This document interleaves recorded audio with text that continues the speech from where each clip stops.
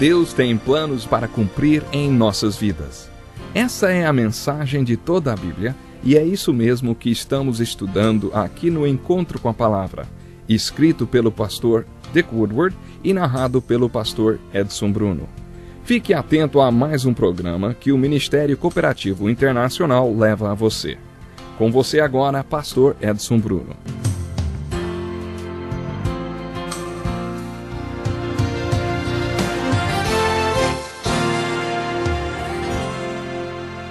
Seja muito bem-vindo para mais um Encontro com a Palavra. Estamos estudando um dos temas mais fascinantes para os que creem em Jesus Cristo e, ao mesmo tempo, uma das profecias mais aterrorizantes para aqueles que não creem. Hoje continuaremos o estudo da primeira carta de Paulo aos Tessalonicenses, iniciado no último programa. A segunda vinda de Cristo é o tema principal das duas cartas de Tessalonicenses. O capítulo 1 da primeira carta começa assim: Paulo, Silvano e Timóteo, a igreja dos Tessalonicenses em Deus Pai e no Senhor Jesus Cristo, a vocês graça e paz da parte de Deus e de nosso Senhor Jesus Cristo. Sempre damos graças a Deus por todos vocês, mencionando-os em nossas orações. Lembramos continuamente diante de nosso Deus e Pai o que vocês têm demonstrado, o trabalho que resulta da fé, o esforço motivado pelo amor e a perseverança proveniente da esperança em nosso Senhor Jesus Cristo. Foi com esta saudação que Paulo iniciou a carta. Quando ele escreveu o capítulo 13 de 1 Coríntios, o capítulo do amor, Paulo diz que há 3 qualidades nesta vida muito importantes: a esperança, a fé e o amor. A esperança é importante porque é a convicção que existe em todos os corações de que coisas boas podem acontecer na nossa vida. Existem coisas boas nesta vida e elas vão acontecer na minha vida. Esta convicção chama-se esperança. A esperança é vital porque nos mantém caminhando. Ouvimos falar de milhares de suicídios todos os anos.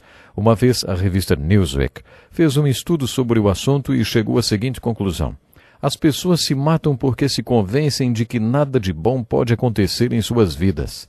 Em outras palavras, elas perdem a esperança. Isso acontece com milhares de pessoas todos os anos e é muito triste.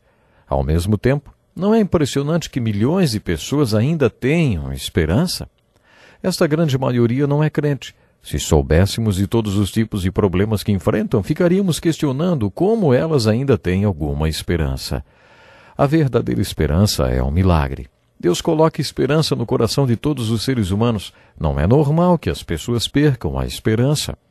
De acordo com Paulo e com o capítulo da fé, o capítulo 11 de Hebreus, outra qualidade vital da vida é a fé. Ouça a descrição de fé que o autor nos deu. A fé é a certeza daquilo que esperamos. Se temos esperança, temos a convicção de que há algo de bom. Mas esta convicção não passa de esperança até que tenhamos um fundamento para ela, uma razão para crer que algo de bom vai nos acontecer. De acordo com a teologia de Paulo, sem este fundamento ou alguma evidência que sugira que algo de bom vai acontecer, a esperança não passa de um desejo. Com Jesus você tem um fundamento para a sua esperança e a fé dá sustentação para a sua esperança. Esta é a diferença entre esperança e fé. A fé precisa de razões para crer que o seu objeto está lá. A esperança e a fé são qualidades vitais. Mas Paulo diz que a maior de todas as qualidades é o amor. Ele chegou a esta conclusão porque o amor ágape, é o próprio Deus. Observe como Paulo cita estas 3 qualidades na sua saudação aos Tessalonicenses. Ele escreveu assim: lembramos continuamente diante de nosso Deus e o que vocês têm demonstrado, o trabalho que resulta da fé, o esforço motivado pelo amor e a perseverança proveniente da esperança em nosso Senhor Jesus Cristo. Paulo está mostrando que estas 3 qualidades são evidência de algo.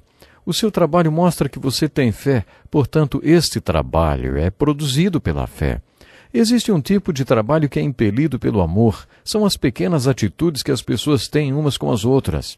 E depois temos a esperança que dá perseverança. Portanto, uma força vital leva a outra força vital. Paulo tinha uma razão para iniciar a carta desta maneira. Entre outras coisas, Timóteo também deve ter falado que os tessalonicenses entenderam mal o que ele tinha ensinado sobre a segunda vinda de Cristo. Na verdade, eles pensaram que a segunda vinda de Cristo estava tão iminente que alguns tinham até largado seus empregos, ficavam parados o dia inteiro esperando Jesus voltar. Lemos em Atos capítulo 1 que quando Jesus estava ascendendo ao céu, apareceram 3 homens e anunciaram aos discípulos a quem Jesus tinha dado a grande comissão: por que vocês estão olhando para o céu? Este mesmo Jesus que dentre vocês foi levado ao céu voltará da mesma forma que o viram subir. Afinal, o que eles estavam fazendo ali? Parados? Eles tinham muito o que fazer ao invés de ficar olhando para o céu. Em relação à segunda vinda de Cristo, existem 2 extremos. Se o diabo não consegue nos levar para um, ele empurra para o outro. Um extremo é não ter conhecimento algum sobre a segunda vinda e nem mesmo pensar nisso. O outro extremo é acabar ficando parado, olhando para o céu, sem fazer nada referente à grande comissão. Este era o problema dos tessalonicenses, e Paulo começa a abordar o assunto dizendo: lembramos continuamente diante de nosso Deus e Pai o que vocês têm demonstrado, o trabalho que resulta da fé. Vocês perceberam? Paulo falou que, se eles tinham fé, deveriam estar trabalhando. O esforço motivado pelo amor e a perseverança proveniente da esperança em nosso Senhor Jesus Cristo. Paulo fala da perseverança porque eles estavam sendo perseguidos e precisavam mesmo de muita perseverança. Lendo esta carta, percebemos que Paulo, em menos de um mês, plantou uma igreja muito ativa. Paulo afirmou, inclusive, que eles tinham se tornado exemplo para outros cristãos na Grécia. Tinham espalhado a pregação da fé em Deus por todo lugar, para muito além das suas fronteiras, e por isso em todo lugar ouviam-se pessoas falando sobre a fé deles em Deus. Paulo diz que não precisava anunciar porque as pessoas davam testemunho de como os tessalonicenses estavam firmes e tinham largado a idolatria para seguir o único Deus vivo e verdadeiro. É impressionante pensar que uma igreja tão frutífera foi resultado do trabalho de apenas 3 semanas. Isto nos mostra a unção e o poder do Espírito Santo que o apóstolo Paulo tinha no seu ministério. Observe que todos os capítulos desta carta terminam com a referência à segunda vinda de Cristo. No final do capítulo 1, lemos o seguinte: esperar dos céus seu Filho, a quem ressuscitou dos mortos, Jesus que nos livra da ira que há de vir. Existe uma diferença entre vigiar e esperar. No Sermão do Monte das Oliveiras, Jesus disse: vigiem porque vocês não sabem em que dia virá o seu Senhor. Paulo gostava de usar a palavra esperar quando se referia à segunda vinda de Cristo. Uma vez eu estava numa estação de trem e observei um policial algemado a um prisioneiro esperando o trem. Do outro lado, uma moça esperava o seu noivo. O policial estava vigiando para ver quando o trem chegava e a moça estava esperando pelo trem, uma espera muito ansiosa, inclusive. É nesse sentido que Paulo fala no final do capítulo 1 sobre esperar pela segunda vinda do Senhor. Infelizmente eu não tenho tempo de ler agora, mas gostaria que você lesse os primeiros 20 versículos do capítulo 2, nos quais podemos observar o perfil de Paulo, um modelo de missionário, sua coragem, ousadia, sinceridade, objetividade e sua fidelidade a Deus e à palavra dele.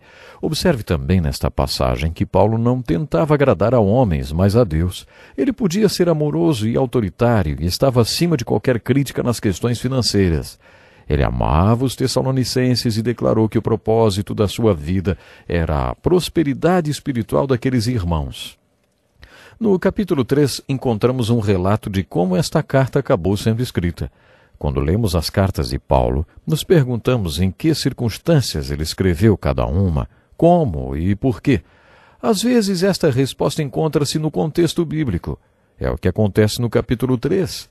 Por esta razão, não suportando mais, enviei Timóteo para saber a respeito da fé que vocês têm, a fim de que o tentador não o seduzisse, tornando inútil o nosso esforço.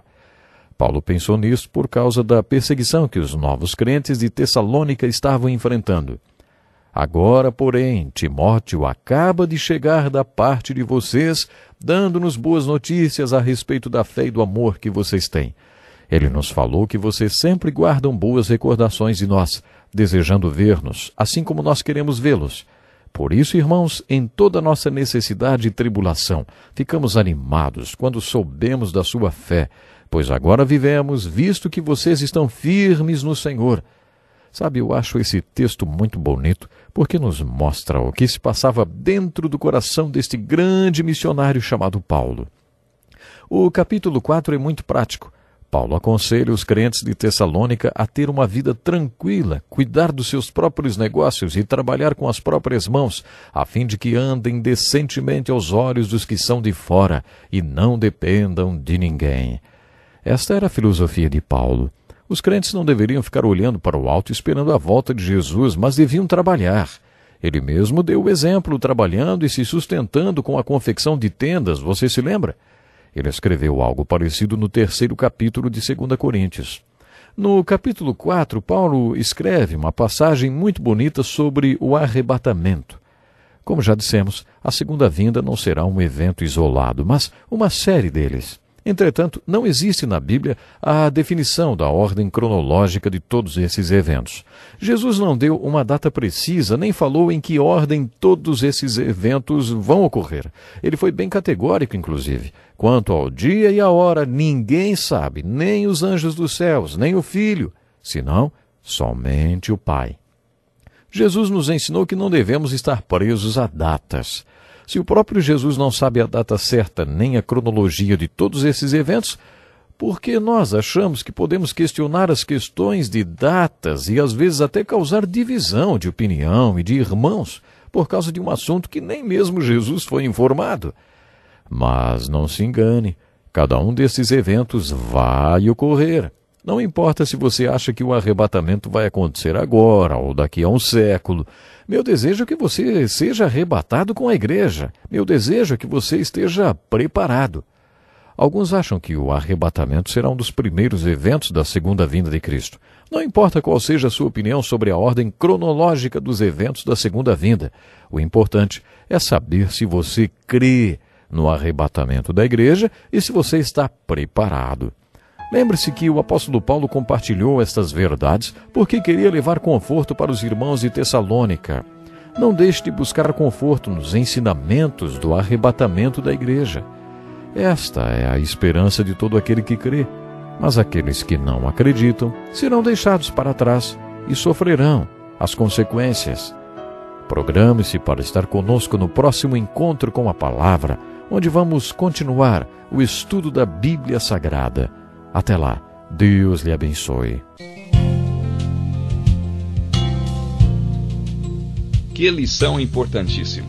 Obrigado, pastor Edson Bruno. Prezado ouvinte, coloque em prática o que você ouviu aqui. Sem dúvida, sua vida será grandemente abençoada. Este é um estudo escrito pelo Dr. Dick Woodward, na voz do pastor Edson Bruno. Escreva-nos e solicite o material. Nosso endereço é Encontro com a Palavra, Caixa Postal 2011, CEP 89201-970, Joinville, Santa Catarina. Até o nosso próximo encontro com a Palavra.